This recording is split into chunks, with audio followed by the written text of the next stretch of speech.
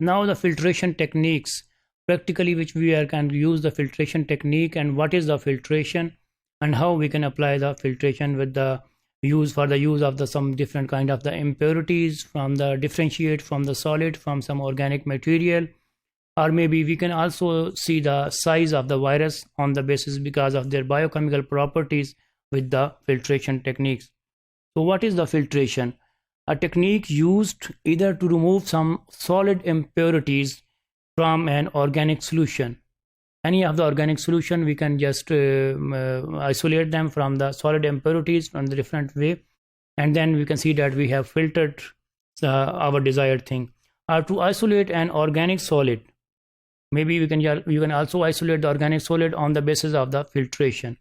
There are two types of the filtration which are commonly used on the basis of the their gravity, and then on the basis of the suction of their filtration method.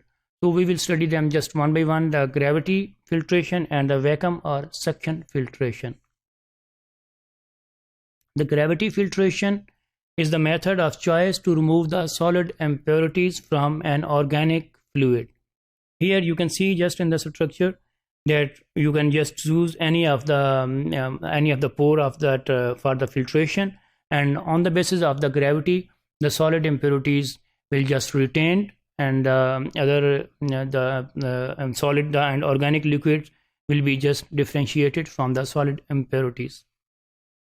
Then there is a vacuum or suction filtration. Vacuum filtration is used primarily to collect a desired solid. When we need a desired solid, we can just use this vacuum filtration. For example, if the collection of the crystals in recrystallization procedures, we can just use the vacuum filtration. Now you can see a little video about the filtration techniques, and you can see both of these actions, the gravity filtration and the vacuum crystallization procedures, in a little bit more detail.